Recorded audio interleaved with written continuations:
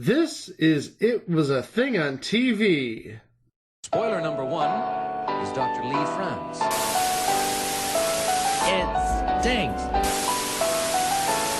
What is going on? What is going on? Episode 61. Submission number 041. Primetime starts at 7:30. Primetime starts at 7:30 was a programming block initiative by NBC owned and operated stations and several syndicated outlets that aired during the 1987-1988 season. Okay, so let's go back to the 80s for a moment. The greed is good era, the I gotta get mine F you era, and nowhere was this more prevalent than the landscape of prime access syndication. Really? Prime access syndication? That's the hill everybody's dying on? Oh well. Well, first run syndication, Chico, in the 1980s was big business. It was indeed big business. Yeah. I mean, most of the 80s and into the early 90s, the first run syndication business, especially for comedies, was really booming. And then it sort of petered out, and then it was tried again briefly, if you remember. This would be about, 8 years ago now, when anger management was a thing before it went to FX? I know what you're talking about. This was basically the Tyler Perry model, which you order a boatload of episodes and then run them in syndication as well as on cable. No, not just Tyler Perry. You could also include Byron Allen. With his comedies. Our old favorite Byron Allen. Yeah. So in the fall of 1987, NBC decided they were going to test the syndicated waters with their owned and operated stations with a package of 5 sitcoms under the banner Primetime begins at 7:30. And I believe the voice of that block was it was the guy who does the voiceover for NBC in the 1980s. I know it wasn't Ernie Anderson, but because Ernie would be at ABC. So yeah. Just if you remember NBC in the late 1980s, the voiceover guy, you know who we're talking about. I know exactly who we're talking about. All right, so let me. It was between the ages of Casey Kasem and Joe Cipriano. Steve McCall, Mason Adams, Bill Rock, one of those two things. We'll leave it to our dedicated listeners to let us know who it is. Yeah, someone has to know who it was.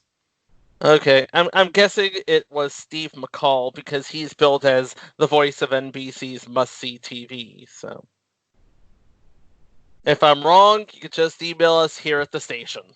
What station? Exactly.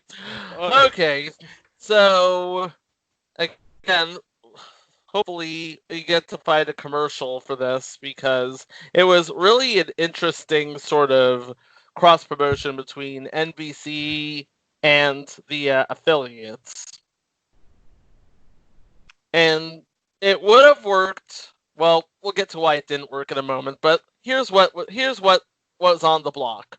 5 shows, 5 sitcoms, 30 minutes in length, 1 sitcom every day. Obviously. And reasonably 4 entries out of these 5. Yeah, reasonably.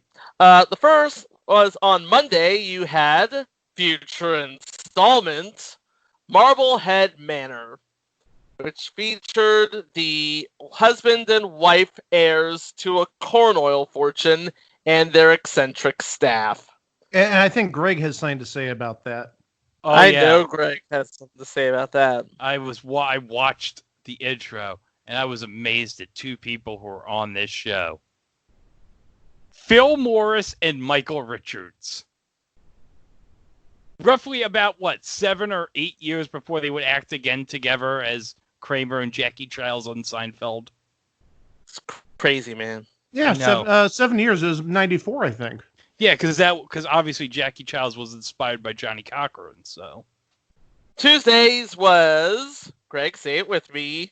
she's the sheriff.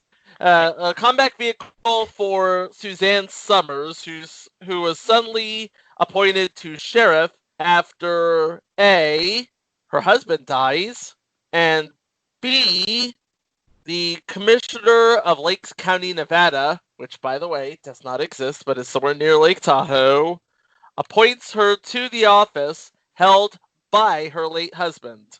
So she inherits her husband's title, office, and peace. Yeah. And I'm going to add, there's 3 people on this show besides Suzanne Summers who are names that you might recognize. Oh, I recognize one of them, baby. Well, there's 2 that maybe you recognize. I definitely guarantee that you'd recognize 2 of them. Well, I recognize 4, but that's only because I watch TV a lot. Okay, who do you recognize, Greg? George Weiner. Yes, from Spaceballs, playing Colonel Sanders. But also George Weiner later went on, and this is actually going to be something we're going to cover on an episode which we are calling Show Within a Show. George Weiner played the director of a TV show called Peas in a Pod, which was in the episode, in the TV show Married with Children. So we'll talk about George Weiner somewhere down the road when we get to the show and the show entry. But I'm surprised he's the one you recognize. You didn't recognize Pat Carroll? Oh, Pat Carroll, yeah, of course. Yeah, Pat Carroll's legendary. And the third name I recognized is Geach Cook. And you're probably saying, who the hell's Geach Cook? Well, he did like a week or 2 of Match Game in like 78 or 79. But also, he's going to show up later this year in the future installment, Carter Country. Woohoo! Yay. Okay. And the 4th one I recognize, and I can't believe you guys didn't recognize it, was Leonard Lightfoot, who was the pre-Dexter Stuffins in season 1 of Silver Spoons. Can't believe you guys didn't recognize that. Well, it's season 1 of Silver Spoons. True. Okay. On Wednesday was a television adaptation of the play You Can't Take It With You, starring Harry Morgan, Yep. Lois Nettleton, Richard Sanders, Lisa Aleph, Heather Blodgett, and Theodore Wilson. Ooh. That's a good cast right there. It is. Well, I was going to say, looking at these first 3 shows, all 3 shows have decent casts. I mean, when you're talking about Pat Carroll and Michael Richards, even though, yeah, that was the era between Future Installment Fridays and Seinfeld, and you're looking at Harry Morgan and Lois Nettleton on this, these are quality casts for the most part. Yeah, NBC was definitely spending the money to try to get talent for these 7:30 shows. Yeah. Too bad this one only lasted 4 episodes, so you know we're going to cover it on a later show. Thursday was arguably the best and longest running of the 5 shows. Out of This World, starring Donna Pesco and Joe Alasky and Doug McClure and a young actress by the name of Maureen Flanagan as a teenager born to an alien father and human mother that develops supernatural abilities on her, was it her 13th birthday or her 15th birthday? It was her 15th birthday, I believe. Okay, it was her 15th birthday. This one would go on to be the longest running of the 5. Yeah, this one actually had a good life in syndication. But I'm actually very disappointed you failed to mention one actor. Oh, yeah. Here we go. Wait, you don't even know what I'm going to say, and you're saying, I know here where you're going because you mention this all the time. We bring up Out of This World. The voice of the voice of the father. The voice no, of, not that. No, not not that? the voice of the father. See, Oh, I think Greg knows what I'm talking about. Yes, I know what he's talking. Well, okay, the voice of the father. Let's get that out of the way. the voice of the father was Burt Reynolds. Yeah, let's get that out of the way. No, I'm talking about who was it? Was her name Edie or Evie? It's Evie. Evie. Yeah. I mentioned Maureen Flanagan. No, no, no, no, no, no. Ho, ho, ho, ho, ho, ho, ho, ho. Wait a second, my friend. You're I'm talking not about the talking about boyfriend. Evie. I'm talking about Evie's boyfriend. Chris?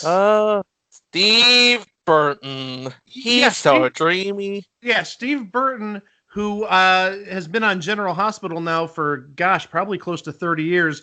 But also, true fact, I went to school with his brother, and he was my Little League baseball coach in summer of 1984. Oh boy, is this going to be a story? That's the story. I mean, I could Okay. tell you how badly I did that year in Little League baseball, but nobody would care. I led the entire league in walks. So your OBP, Mike, in 1984 Little League was fantastic. But my batting average was crap. Yes. But Evie's boyfriend, Steve Burton, was my Little League baseball coach in 1984, right before he went to Los Angeles. And as I said, his brother with a different last name actually graduated with me, but also alphabetically was right before me in that graduating class. Oh. Ooh. Yeah, I give you all the deets. Sure showed me. Okay, so that's all I wanted to add. This wasn't going to be a lecture or anything. I just thought it'd be an interesting little side note to stick in there. Yeah. Well, it is. Well, it's very interesting and very side notish. Yes. I will say, out of this world, this is definitely probably the best remembered of all the five. I mean, it's not saying much, but I mean, this is like the one of the five that was actually good. Well, this is the one of the five that's not going to be an entry. Yeah. It's definitely not going to be. We're not going to be talking about the planet Antarius on this show anytime soon. No. Hey guys, you know what's going to be on the list though? The show that aired on Friday. Yup. The second season of We Got It Made. And because it was 4 years after the first season, unfortunately, Matt McCoy was busy warming up to sell life insurance. So we get... No, he was busy on the set of Police Academy 5. Oh, yeah! With Janet Jones, no less. Yeah, it's not as good as Police Academy 4, I'm afraid. Oh, no. Police Academy 4 is the high note of the series. I mean, you had David Spade in it. I mean, come on. And Tony Hawk. Tony Hawk in a cameo, too. I will fight somebody. We will go to war over Police Academy 4. It's the best. Tell him, Greg. You'd agree, too, right, Mike? I'm afraid to admit this. I've never seen any Police Academy movies. What? Are you kidding me, Mike? I wish I was, but I'm not. Oh. Oh my god. Oh my god. So, well, anyway, we have the second season of We Got It Made, and John Hillener would join Tom Villard and Terry Copley in the and I'm guessing it was another spacious New York high-rise because, again, 4 years after the first one, you're not going to get the original one, right? No. Well, I don't know if you guys know who John Hillner is, but if you remember Tiny Toon Adventures, and who doesn't remember Tiny Toon Adventures? John Classic. Hillner actually voiced Michigan J. Frog. Whoa. What? Nice. That exactly. He voiced Michigan J. Frog on Tiny Toon Adventures. Did not realize Michigan J. Frog was on an episode of Tiny Toon Adventures. Remember, Michigan J. Frog made appearances on Animaniacs, and obviously at that time, that's when the WB was becoming a full-fledged network.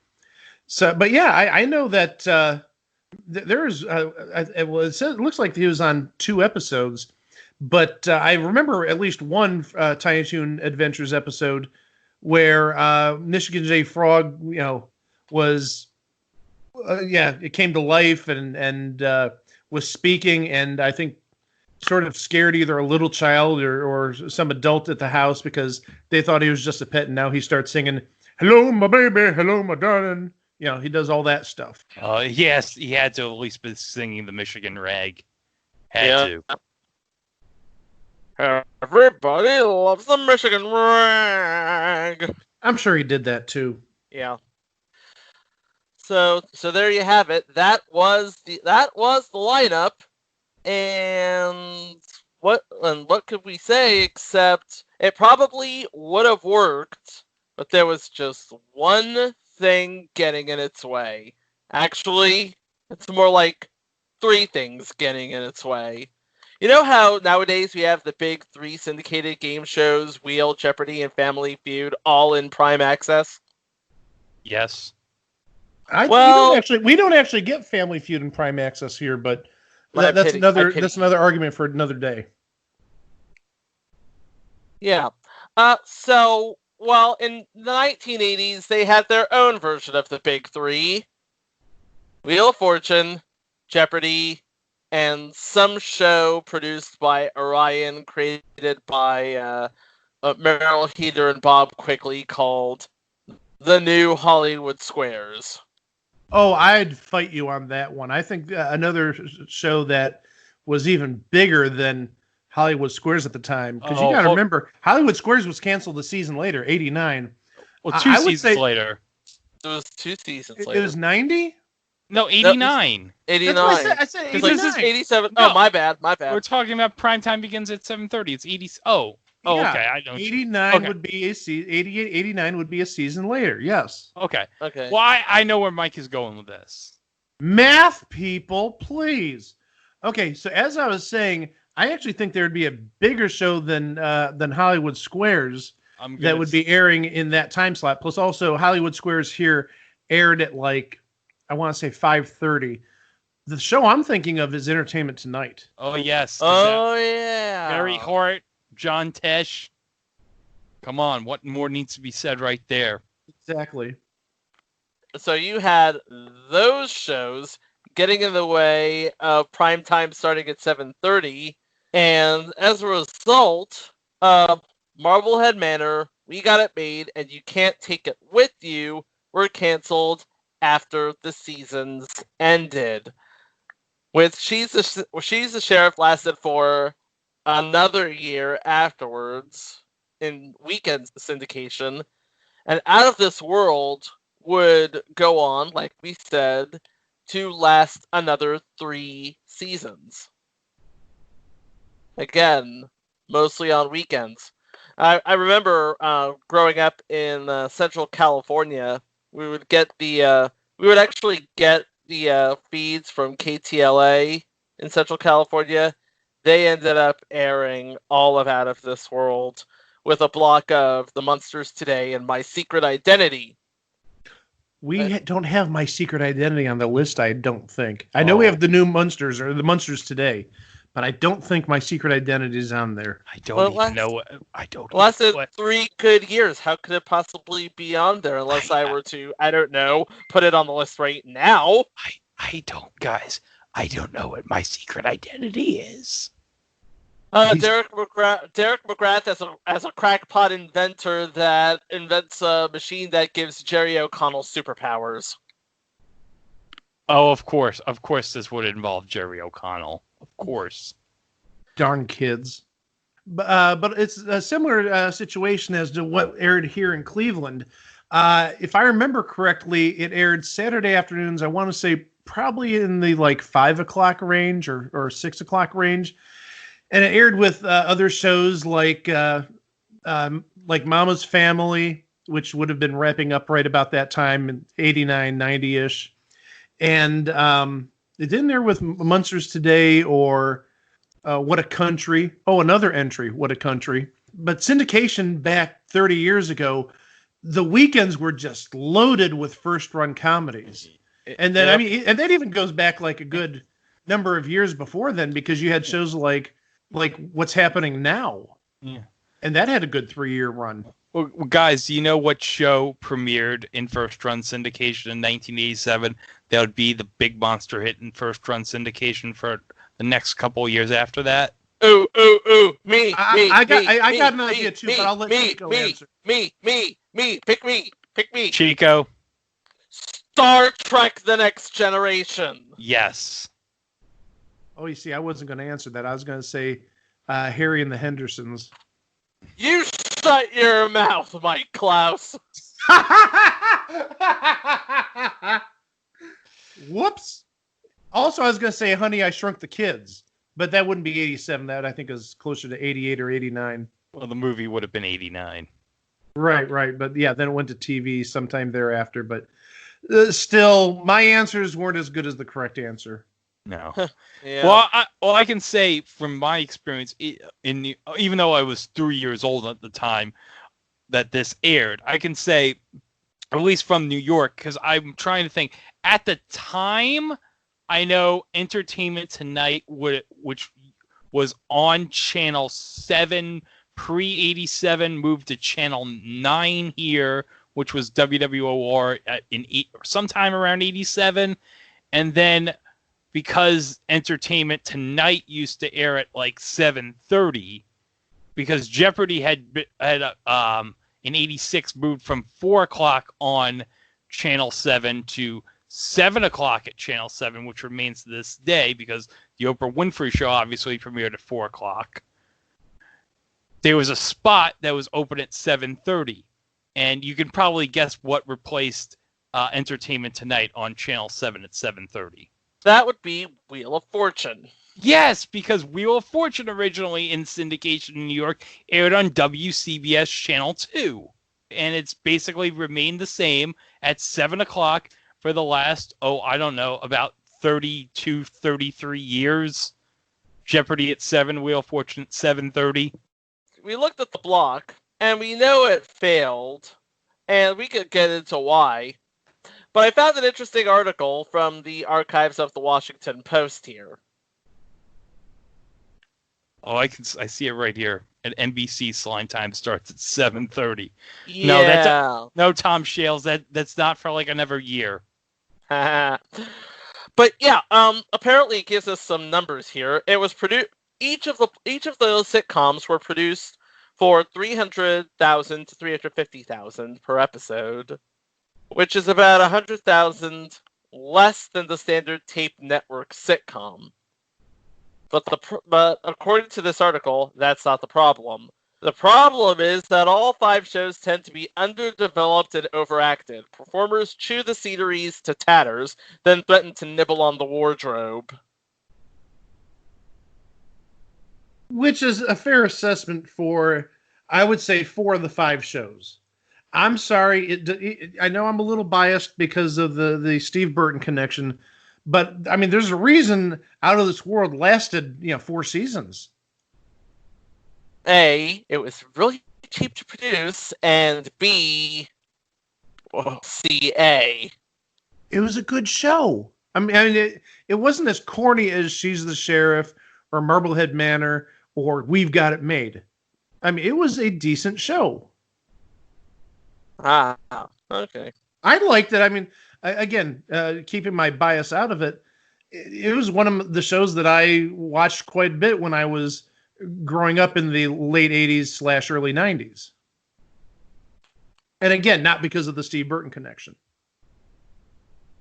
Let's just say Mike was of a certain age, and so was Maureen Flanagan. That is not incorrect. I'm looking at the reviews of all of the shows. Marblehead Manor was called a stale, bland hash of slapstick and double entendre about a rich family and its dippy servants. And Upstairs, Downstairs for the unthinking. You Can't Take It With You feebly updates the classic 30s stage play by Kaufman and Hart. This time, the characters have not really rejected the competitive rat race birthed by the characters in the play. They're just a tribe of wackies who loll around the house. Out of This World, best of the motley lot, returns that chipper sweetheart Donna Pesco, who, by the way, was my first TV crush, to series television, this time as a woman who 14 years earlier married an alien from outer space and gave birth to a daughter by him, or it.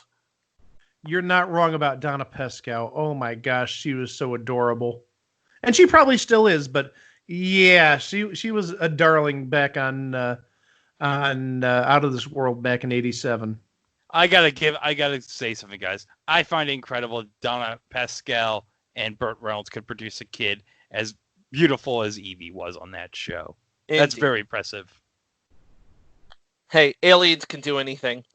She's the Sheriff, the most publicized of the pack, brings Suzanne Summers back to series TV, but not precisely in a big way, because she, at the last minute, replaced another actress in the lead role, because apparently Annie Potts wanted too much money.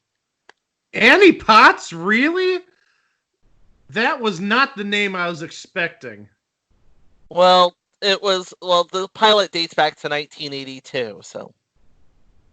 Oh, yes. I don't even... Was it a pilot or a series? Because when I was looking up the information, it made it sound like it was a series on CBS, not just a pilot. I think it was originally a pilot for CBS. Yeah, it was a pilot for CBS. Annie Potts was dropped in favor of Carolyn McWilliams, who had just left Benson at the time.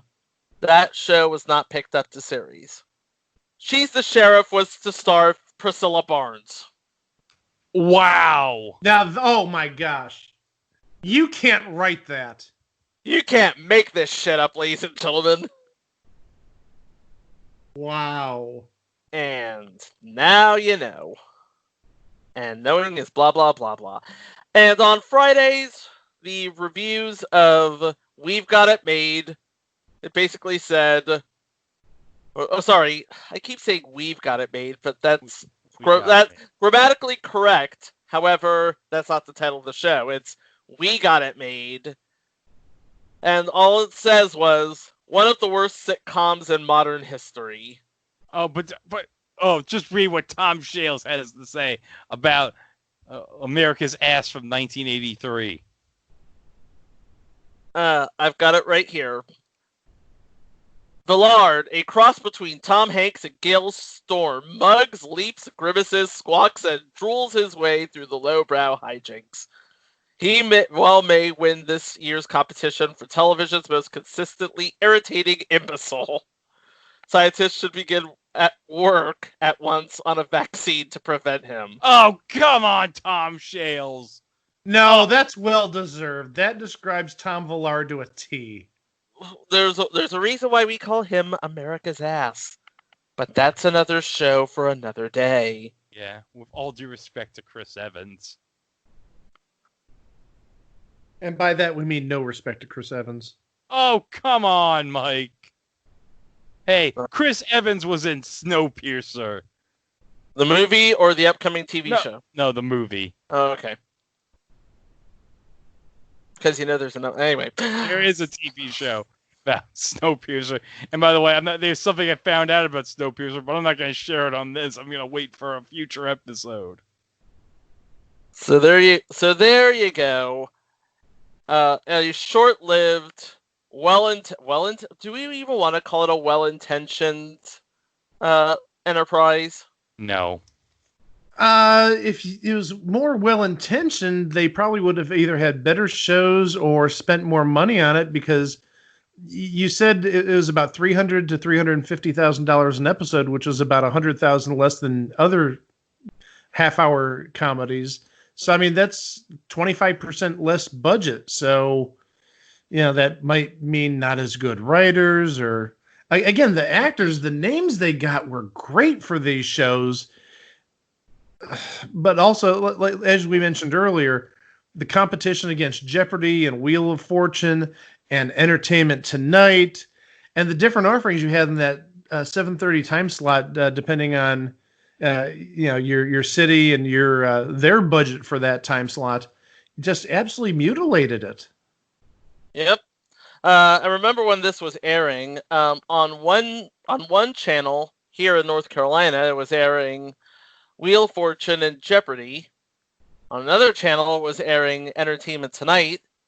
On a third channel, they were airing the Newlywed Game and the Dating Game. So, yeah, that you're talking about 1, 2, 3, 4, 5 big entries into 80s syndication. And you cannot find a place for this on our lineup, I'm afraid. No. Ow, indeed. So in Cleveland for the 7 to 8 o'clock hour in 1987-88, you had Wheel of Fortune and Jeopardy on WEWS, which is where it was at until like 2011, 2012, when it moved to WOIO at the same time spot. So for the last 36 years or so, Wheel of Fortune and Jeopardy has been the 7 to 8 hour somewhere in that order. And then on WJK, I believe it was WJKW. It wasn't WJW at the time. You had the CBS Evening News because the local news was an hour-long broadcast at 6. And then you had PM Magazine. And on WOIO 19, which was a relatively new channel at the time, you had reruns of Soap and Hogan's Heroes. But here on Channel 3, WKYC, the NBC affiliate, you had the news at 7. You had the news at 7, then you had whatever comedy at 8. Primetime begins at 7:30 block. Actually bumped Entertainment Tonight from WKYC for that year. Entertainment Tonight actually moved to WEWS at 11:30 at night versus The Tonight Show. But then after all this happened, probably around 89, 90, Entertainment Tonight came back to WKYC at the 7:30 p.m. time slot, and that's where it's been ever since for the last 30 years. It didn't return in 88 because 7:30 on Channel 3 in 88, 89, and 89, 90, and maybe even 90, 91 was Ray Combs' Family Feud. Okay. Because if I'm not mistaken, that the Family Feud didn't start syndication until that fall. Right? Fall of 88, yes. Yeah, because we didn't, I don't think in the beginning our area got Family Feud on CBS when it got revived in mid-88. And my first exposure to it was the syndicated version, which I'm pretty sure debuted 88, 89. Definitely it was on 89, 90, but I thought it started 88. And you see, Win, Lose, or Draw, I thought was on at 7:30 as well, because that was the hyped up show of 87, 88 in terms of game shows. And Win, Lose, or Draw aired at 5:30 here. We had a nice little game show block on NBC at the time. Newlywed Game, High Rollers, Squares, and Win, Lose, or Draw from 4 to 6. Well, prime time at 7:30. It arrived at an interesting time. One would say it was before its time. If it could have creeped up, 2 or 3 years, maybe relegated itself to weekends, it would have been perhaps moderately successful. But instead, prime time at 7:30. You wouldn't believe it, but in 1987, it was a thing on TV. Mm-hmm. You know where else primetime doesn't start at 7:30? Where? Anytime you want to listen to our podcast, feel free to go to www.itwasathingontv.com, and we've got the scoop on, we've done over 60 episodes now, so there's plenty of stuff to listen to if you're still stuck at home like a number of us, or even if you're working and you need a little sign to listen to on your commute. Plus also we have social media presences at Facebook and Instagram and Tumblr and Jack Dorsey's Hate Box. Yes.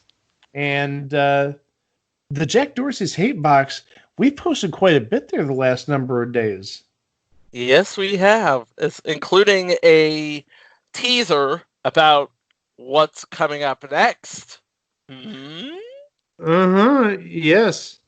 And some of you will get it, but if you don't, we still love you. Of course we do. We're going to wrap things up with a little round of eBay Price is Right.